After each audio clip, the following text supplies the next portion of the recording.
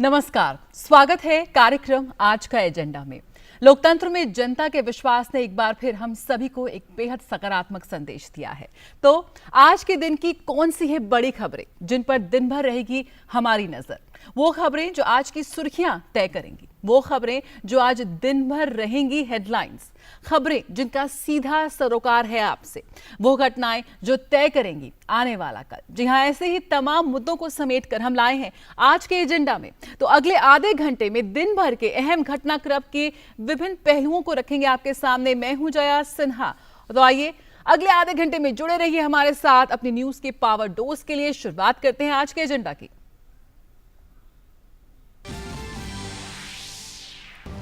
बिहार में 243 सीटों पर हुए विधानसभा चुनाव में एनडीए ने बहुमत का आंकड़ा किया पार। 125 सीटों पर जीत की दर्ज। महागठबंधन को 110 और अन्य दलों ने 8 सीटों पर किया कब्जा।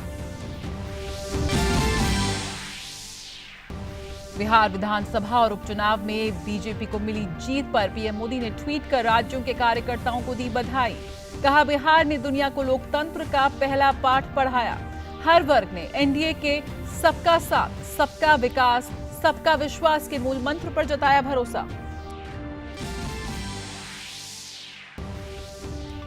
11 राज्यों में 58 विधानसभा सीटों पर हुए उपचुनाव की मतगणना में भाजपा ने अधिकतर सीटों पर विजय की हासिल। जनता दल यूनाइटेड ने बिहार में वाल्मीकि नगर लोकसभा सीट फिर जीती। प्रधानमंत्री ने कहा, मध्य प्रदेश की जनता ने की राज्य में स्थिर और मजबूत सरकार सुनिश्चित। सबसे पहले बात बिहार की। जी हां, बिहार विधानसभा चुनाव की 243 सीटों के नतीजे सामने आ चुके हैं। एनडीए को 125, महागठबंधन को 110 और एआईएमआईएम को, बसपा व दूसरे दलों को 8 सीटें मिली हैं। इस तरह एनडीए ने बहुमत हासिल कर लिया है। निर्वाचन आयोग से प्राप्त जानकारी के मुताबिक बिहार में सत्ताधारी राजग में शामिल भाजपा ने 74 सीटों पर, जदयू ने 43 सीटों पर, विकासशील इंसान पार्टी ने 4 और हिंदुस्तानी आवाम मोर्चा ने 4 सीटों पर जीत दर्ज की। पूर्व सीएम जीतन राम मांझी चुनाव जीत गए। उन्होंने अपने निकटतम प्रतिद्वंदी उदय नारायण चौधरी को हराया। मंगलवार सुबह शुरू हुई वोटों की गिनती के बाद से रुझान ऊपर नीचे होते रहे, लेकिन आखिरी तक आते आते एनडीए ने जीत हासिल कर ली। राज्य में कुछ सीटों पर जीत और हार के बीच का फासला बेहद कम रहा। तो वहीं इस विधानसभा चुनाव में राजग से नाता तोड़कर अपने बूते पर मैदान में उतरी लोजपा के हिस्से में सिर्फ एक सीट आई है।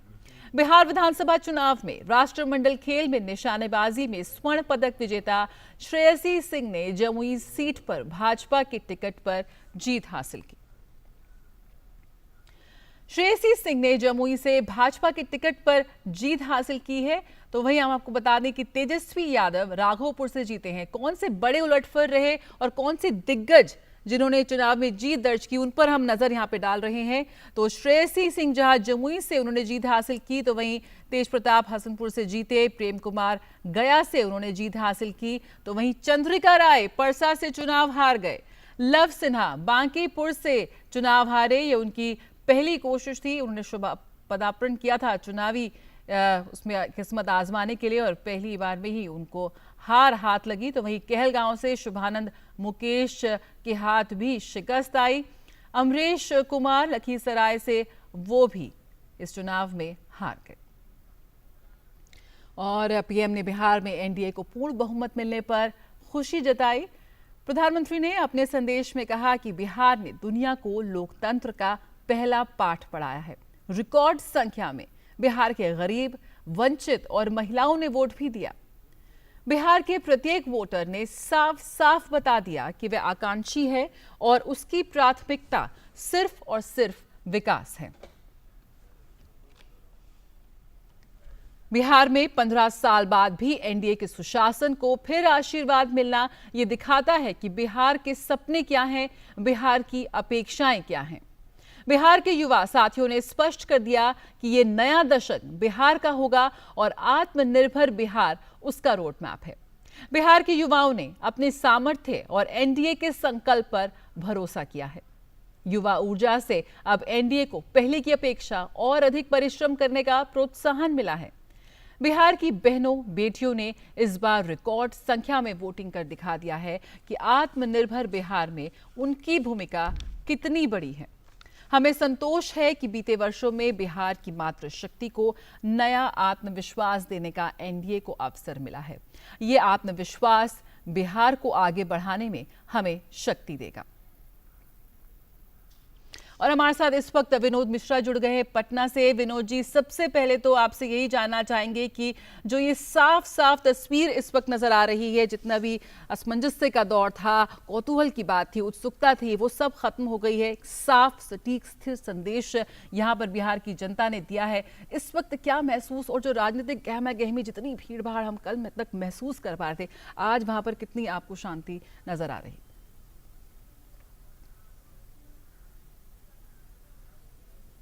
बहुत बढ़िया जया। मैं आज सुबह सुबह मॉर्निंग वॉक के लिए निकला था और पटना के जितने भी टॉप लोकेशंस हैं उस लोकेशंस में बड़े बड़े बोर्ड और इश्तेहार के लगे हुए हैं। उसमें लिखा हुआ है मोटे अक्षरों में कि बिहार में काबा, और उसके नीचे लिखा हुआ है कि बिहार में नीतीश बा, बिहार में नरेंद्र मोदी बा। तो ये जो नरेंद्र मोदी बा और बिहार में नीतीश बा, ये एक भरोसा है और एक विश्वास है। और आप कह सकते हैं कि ये जो सारे नैरेटिव्स थे, जो बिहार में काबा का नैरेटिव्स पिछले एक महीने से इलेक्शन में चला, और ये बताया गया कि एंटी इनकम्बेंसी की जो लहर है उस लहर में लगभग एनडीए का सुपड़ा साफ होना तय है। और एग्जिट पोल में आप देखेंगे कि वही सीधे सीधे वही चीज़ें साफ नज़र आती थी।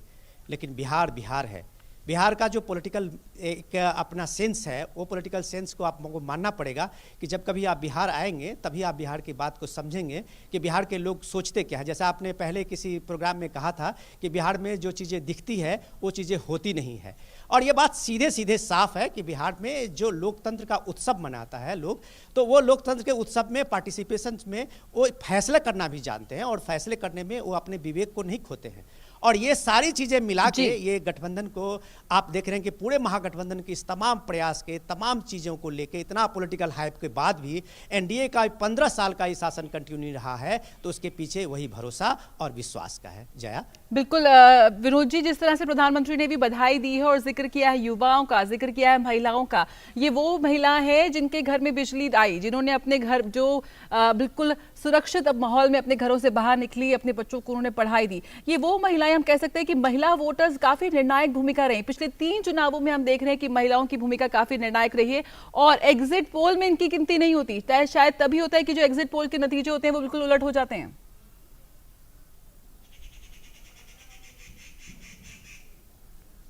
बिल्कुल जी, आपने बहुत सही सवाल किया। और मैं आपको कह रहा था कि बिहार को पढ़ने का और बिहार के लोगों को समझने के लिए अक्सर जो यहाँ पॉलिटिकल जो लोग ऑब्जर्वर आते हैं या समीक्षक होते हैं या ये जो सर्वे के वाले एजेंसियाँ होती हैं, वो धोखा खा जाती हैं। बिहार में कभी कोई सर्वे ऐसा एक्यूरेट नहीं हुआ है। लेकिन मैं आपको प्राइम मिनिस्टर के आज का ट्वीट की बात दोहराता हूँ। जैसे उन्होंने कहा कि बिहार जो है लोकतंत्र का पाठ दुनिया को पढ़ाया है, और बिल्कुल बात उन्होंने सही कही है कि बिहार का यही गणराज्य है वैशाली, जिस लोकतंत्र की जो पहला एक स्कूल कह सकते हैं कि ये सारी चीज़ें बिहार से शुरू हुआ। इसलिए आप इस कोरोना काल में देखिए, इतने मुश्किलों के बीच, इतने पैंडेमिक के कहर के बीच में बिहार के लोगों ने जो इलेक्शन में पार्टिसिपेशन किया है, ये सैल्यूट करने वाली चीज़ है। हर क्लास के लोग, हर वर्ग के लोग, आप देख सकते हैं कि पटना के जैसे इलाके में, शहरी इलाके में सारे एनडीए के सारे सीटें जीती हैं। तो इसका मतलब है कि लोग वोट करने में कभी भी संकोच नहीं किए हैं, लोग घर से निकले हैं। उसमें क्रॉस सारे युवा हैं, उसमें महिलाएं हैं। और आप महिलाएं की बात कर रही थी, तो निश्चित रूप से आप कह सकते हैं कि इस समय में बिहार के पॉलिटिक्स में लीड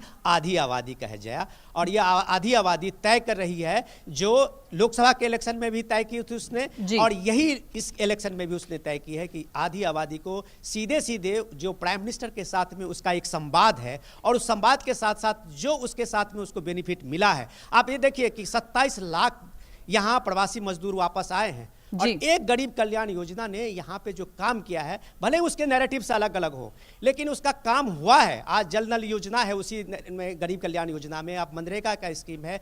ऐसे कोई मजदूर नहीं है जो काम करना चाह रहा था, उसको काम नहीं मिला है।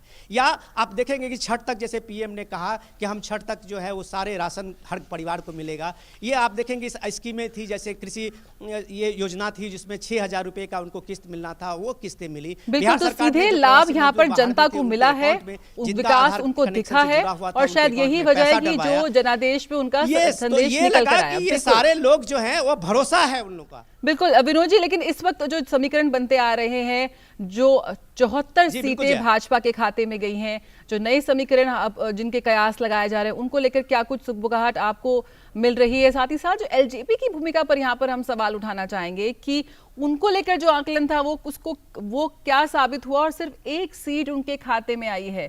क्या लगता है जिन चुनौतियों के साथ वो उतरे थे, अभी भी वही चुनौतियों के बीच में खड़े नजर आ रहे हैं वो?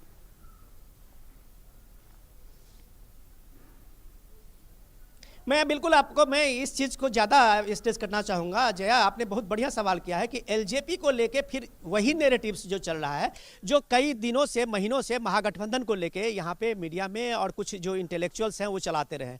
मैं आपको बता दूं कि अगर एलजेपी की आप बात करेंगे तो एलजेपी की कोई भूमिका ऐसी नहीं रही है।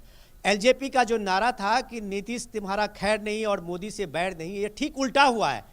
जय, समझने की चीज है कि एलजेपी ने बीजेपी के कई टॉप लीडर्स को हराया है। आप अगर देखिए कि भागलपुर के पूरे ग्रामीण इलाके में सारी सीटें बीजेपी ने जीती है, लेकिन भागलपुर का जो टाउन का सीट है, जो सबसे इंपॉर्टेंट बीजेपी का सीट रहा है, वहां बीजेपी हार गई है और वो हारा है सिर्फ एलजेपी के कारण। तो ऐसा नहीं है कि एलजेपी ने सिर्फ जेडीयू को डेंट किया है, एलजेपी ने बीजेपी को भी किया है, लेकिन वो उनका अपना एक कैलकुलेशन था पॉलिटिकली, जो उनको अपना वोट शेयर बढ़ाना था। आप देखें एलजेपी ने आरजेडी के जो सबसे चीफ मिनिस्टर के कैंडिडेट थे तेजस्वी यादव, उनके राघोपुर में बीजेपी का कैंडिडेट सतीश कुमार था, उसके अगेंस्ट में भी एलजेपी ने कैंडिडेट दिया। तो ऐसा नहीं है कि एलजेपी ने सिर्फ जेडीयू के खिलाफ में अपना कैंडिडेट दिया, एलजेपी ने बीजेपी के खिलाफ में भी अपना कैंडिडेट दिया था और बीजेपी के कई सीटें एलजेपी से लूज होता हुआ दिखा। सबसे इंपॉर्टेंट चीज है कि एलजेपी में कौन लोग थे?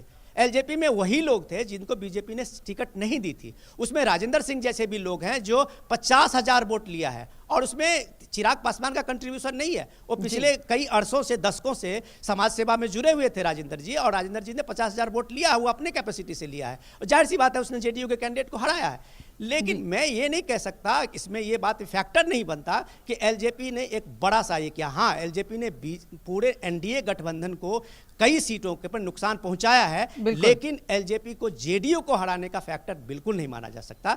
जहां तक बात आपने दूसरा सवाल किया 74 सीट पे बीजेपी की, तो आप बताइए, आपको ये, हम लोगों को इस चीज को समझना पड़ेगा कि जेडीयू और बीजेपी के इक्वल सीटें थी, और बीजेपी ने अपने सीट में से वीआईपी और हमको सीटें दी थी, जिसमें से 4-4 सीटें जीती है, वो भी बीजेपी के खाते में है। और इस मामले में जो ये परफॉर्मेंस रहा है, बीजेपी यहाँ पे बड़े भाई और छोटे भाई की भूमिका में थी, वो आज बड़े भाई की भूमिका में आते हुए नजर आ रही है। बिल्कुल, तो बड़े भाई की भूमिका में यहाँ पर भाजपा साफ नजर आ रही है। आगे क्या कुछ रणनीति वो लेकर आती है, उस बारे में हम आपको खबर देते रहेंगे। फिलहाल बहुत बहुत शुक्रिया विनोद जी हमसे जुड़ने के लिए, क्योंकि आगे अब हमारे साथ बात करते हैं शैलेंद्र मिश्रा से जुड़ते हैं। शैलेंद्र मिश्रा इस वक्त राजधानी दिल्ली में मौजूद हैं। शैलेंद्र, आपसे जानना चाहेंगे कि जो परसेप्शन को लेकर लगातार बातचीत हो रही थी, जो राजद को लेकर परसेप्शन बनाया गया और एग्जिट पोल्स ने भी इसमें भूमिका निभाई, क्या माना जाए कि बिहार के जो मतदाता थे उन्होंने ये साफ कर दिया है कि परसेप्शन की बजाय अब उन्होंने परफॉर्मेंस पर ज्यादा जोर दिया? बिल्कुल, बिहार के मतदाता ज़्यादा समझदार है और जो परसेप्शन बनाने की जो कोशिश की गई, आप उससे इतर उन्होंने ये देखा कि किस राजनीतिक दल के नेतृत्व में, किस गठबंधन के नेतृत्व में, किस नेता के नेतृत्व में दरअसल बिहार बदलाव के रास्ते पर आगे बढ़ा है और उस रफ्तार को और आगे बढ़ाना है। हम जानते हैं कि जिस डबल इंजन सरकार की बात लगातार एनडीए गठबंधन की तरफ से और बीजेपी के आला नेतृत्व की तरफ से चुनावी सभाओं के दौरान की गई, कहीं ना कहीं उस पर ज़्यादा भरोसा जो बिहार की जनता है उसने जताया है। और साइलेंट वोटर जो जिसकी बात की जा रही, खासतौर पर जो महिला वोटर, हम जानते हैं बिहार में पुरुषों के मुकाबले महिलाओं का मतदान प्रतिशत ज़्यादा रहा, तो ये अपने आप में एक तरह से देखें तो बहुत बड़ी बात है। और ये कहा जाता रहा है कि तमाम जो एनडीए सरकार की जो योजनाएं हैं, केंद्र सरकार की जो योजनाएं हैं, जो नीतीश कुमार की योजनाएं थी, उसका सीधा फायदा या सीधे जो महिलाओं के विकास को केंद्रित या उन्हें आत्मनिर्भर बनाने या फिर एक तरह से देखें विकास में महिलाएं आगे आएँ, उस दिशा में तमाम योजनाओं का सीधा फायदा उनको मिला। तो निश्चित तौर पर एक तरफ जो काम और बदलाव बिहार में दिख रहा है वो था, और दूसरी तरफ एक वादा था, और उस वादे की परछाई में दरअसल लालू प्रसाद यादव का 15 साल का आरजेडी का उनका शासनकाल भी था, जिस पर जंगल राज के आरोप थे। और यही वजह है कि जब बीजेपी ने चुनाव प्रचार के दौरान शुरुआत में ही ये कहा था कि खुद अपनी परछाई से या खुद अपनी राजनीतिक विरासत को छुपाने का काम तेजस्वी यादव कर रहे हैं, लालू प्रसाद यादव के पोस्टर नहीं लगा रहे हैं, क्योंकि अगर उनके पोस्टर लगाएंगे तो लोग जंगल राज को याद करेंगे, लोग लालू प्रसाद यादव के समय के शासनकाल को याद करेंगे। हमारे साथ हमारे सहयोगी विक्रमजीत हैं, उनसे भी जानेंगे।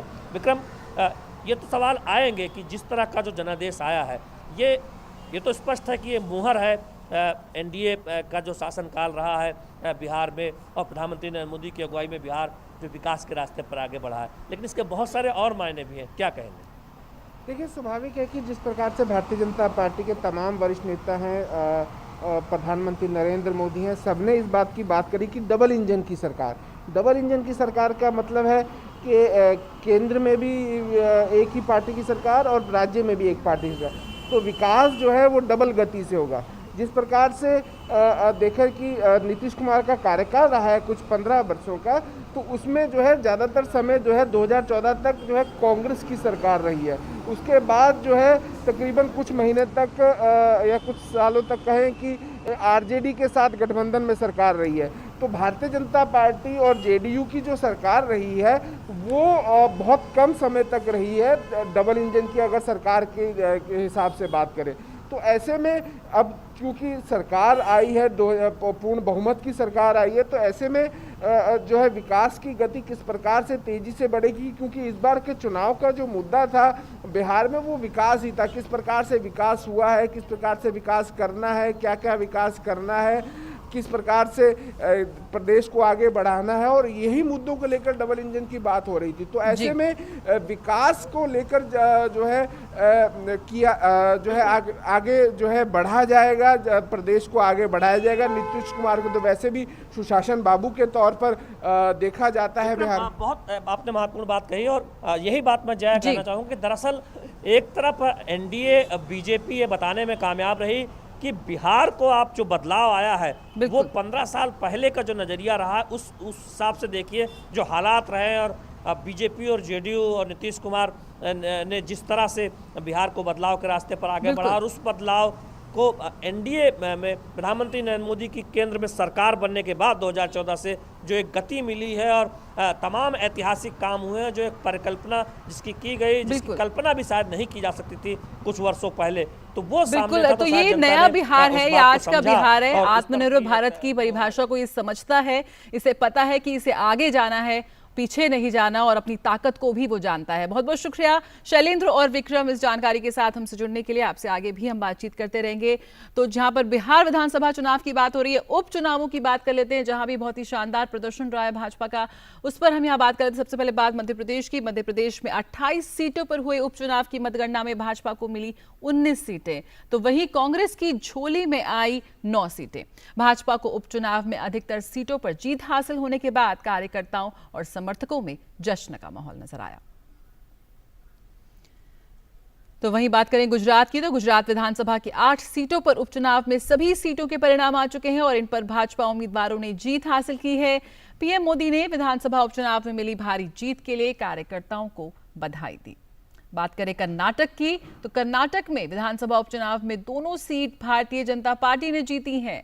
जी हां, कर्नाटक के बाद उत्तर प्रदेश के विधानसभा उपचुनाव पर नजर डाल लेते हैं, तो सत्तारूढ़ भाजपा ने 7 में से 6 सीट यहां पर हासिल की हैं। समाजवादी पार्टी ने भी 1 सीट जीती है। निर्वाचन आयोग ने सभी 7 सीटों के परिणाम घोषित कर दिए हैं। तेलंगाना की बात करते हैं। तेलंगाना में डुबका विधानसभा सीट पर उपचुनाव की मतगणना में भारतीय जनता पार्टी के उम्मीदवार ने जीत हासिल करी। झारखंड में विधानसभा की 2 सीटों पर उपचुनाव हुआ, 1 सीट कांग्रेस तो 1 पर झारखंड मुक्ति मोर्चा का उम्मीदवार विजयी रहा। नागालैंड में विधानसभा की 2 सीटों के लिए उपचुनाव हुआ। नेशनलिस्ट डेमोक्रेटिक प्रोग्रेसिव पार्टी के उम्मीदवार ने 1 सीट जीती, तो वहीं 1 सीट पर निर्दलीय उम्मीदवार विजयी रहा। और यहाँ पर हम रुख करेंगे भोपाल का, जहां मौजूद है हमारे साथ हमारे संवाददाता अजीत द्विवेदी। अजीत द्विवेदी, बहुत बहुत स्वागत है। आपसे जान लेते हैं कि यहाँ पर उपचुनावों में भाजपा का दमदार प्रदर्शन रहा। 9 सीटों की जरूरत थी भाजपा को, और उसको मिली 19 सीटों पर जीत। किस तरह से देखते हैं आप ये? जी बिल्कुल, देखिए 19 सीटों पर बीजेपी ने जीत दर्ज की है और कांग्रेस को 9 सीटें मिली हैं और ऐसा जब रुझान आ रहे थे तो ऐसा लग रहा था कि 1 या 2 सीटें जो है वो बीएसपी या अन्य के खाते में जा सकती है, लेकिन अंतिम परिणाम जो आए उसमें अन्य को कोई भी सीट नहीं मिली है।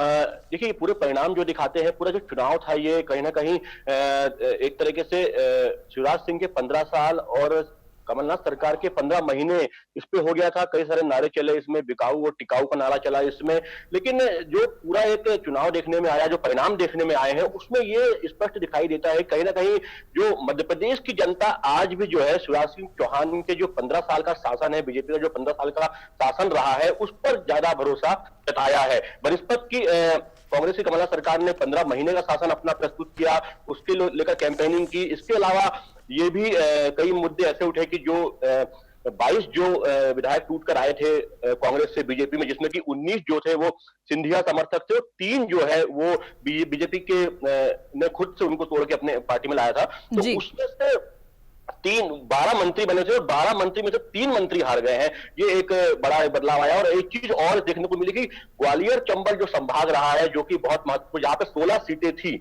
वहीं पर कांग्रेस ने 7 सीटें जीती है। 16 में से 7 सीटें जो है, 9 जो सीटें कांग्रेस ने कुल जीती है, वहां पर सिर्फ 7 सीटें जीती है और वहां पर ही थोड़ा प्रभाव कांग्रेस का वहां पर चला है। लेकिन अजीत, क्या लगता है कि कमलनाथ के भरोसे पूरे उपचुनाव की बागडोर सौंप कर क्या कांग्रेस आलाकमान ने कोई गलती की? क्या उनकी रणनीति में खामी रह गई जो उनको इसका खामियाजा भुगतना पड़ा? जी बिल्कुल, देखिए कमलनाथ जो रहे हैं शुरू से ही वो केंद्र की राजनीति करते रहे हैं और हमेशा से वो कांग्रेस के कद्दावर नेता रहे हैं, लेकिन मध्य प्रदेश में उनका सिर्फ छिंदवाड़ा से वो सांसद लगातार बनते रहे हैं, लेकिन मध्य प्रदेश की जो राजनीति है उसमें उनका सीधा दखल नहीं था।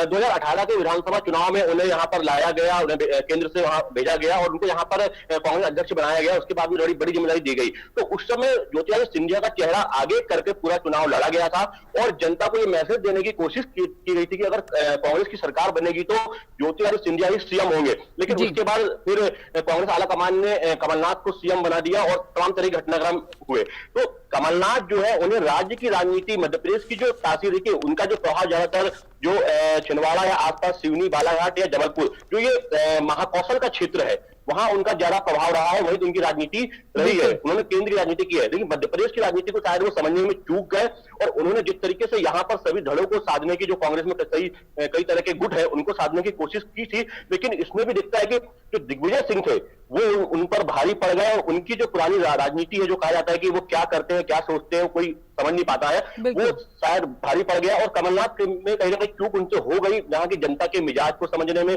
जनता की नब्ज को समझने में, क्योंकि बिल्कुल एक बड़ी चूक यहाँ पर हो गई, समझ नहीं पाए और कोई भी रणनीति यहाँ पर कांग्रेस की काम नहीं की। बहुत बहुत शुक्रिया अजीत इस जानकारी के साथ जुड़ने के लिए।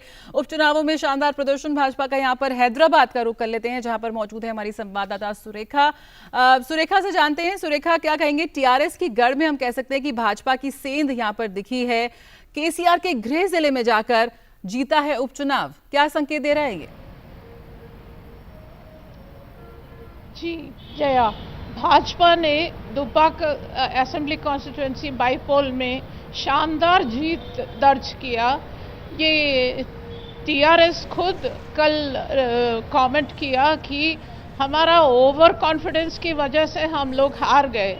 वैसे बीजेपी ने कहीं नहीं छोड़ा, कोई एफर्ट्स नहीं छोड़ा। 3 हफ्ता 4 हफ्ता पहले से ही हर घर में जाके सेंट्रल स्कीम्स, जो बेनिफिशियरीज जो आप हो सकते हैं करके, हर परिवार में एक एक बूथ कमिटीज बनाया।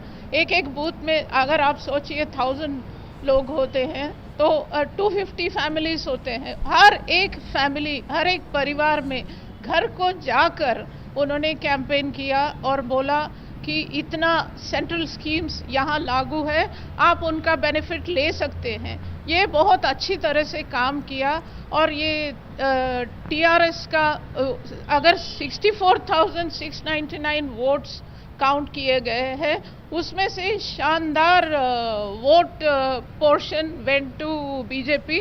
63,352 वोट से वहाँ का कैंडिडेट रघुनंदन राव ने जीत दर्ज किया। और रघुनंदन राव ने ये कहा कि उन्होंने शुक्रिया अदा किया दुब्बाका के प्रजा को।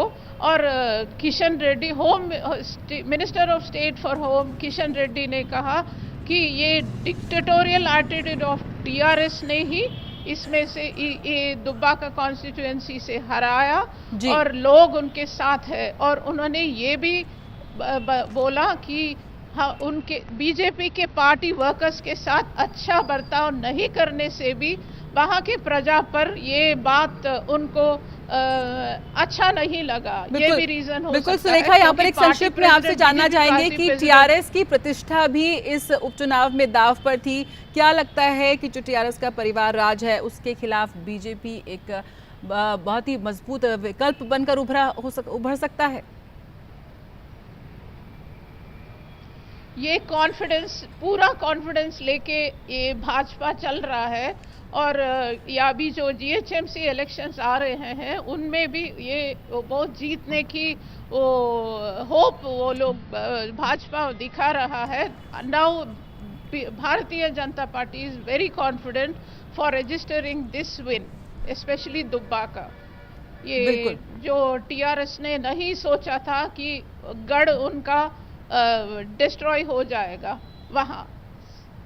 बिल्कुल सुरेखा, जो जनता ने विश्वास दिलाया है अपने मतों से वो जरूर नेताओं के बीच भी एक आत्मविश्वास को जन्म देता है। बहुत बहुत शुक्रिया सुरेखा इस जानकारी के साथ जुड़ने के लिए। जी हाँ, तो काफी गहमा गहमी से भरा रहा कल का दिन। बहुत ही सारा दिन हमने देखा, पूरा दिन मैराथन वोटिंग चली, मैराथन गिनती चली और मतगणना बिहार के साथ साथ तमाम राज्यों में जो उपचुनाव था उसका भी जनादेश साफ तौर पर आ गया है। जो यहाँ लोकतंत्र का ये जश्न था, लोकतंत्र में एक बार फिर भारत की जनता ने विश्वास दिलाया। तो आज के एजेंडा में फिलहाल इतना ही, लेकिन खबरों का सिलसिला जारी रहेगा। साथ ही साथ एक बार फिर हम आपसे अपील कर दें कि त्योहारी मौसम में त्योहार जरूर मनाएं अपनों के साथ, लेकिन अपनी जिम्मेदारी को जरूर निभाएं, 2 गज दूरी बनाए रखें और जब भी अपने घर से बाहर निकले अपने मुंह और नाक को हमेशा ढक कर रखें। मुझे दीजिए इजाजत, खबरों का सिलसिला जारी रहेगा। बने रहिए डीडी न्यूज़ के साथ। नमस्कार।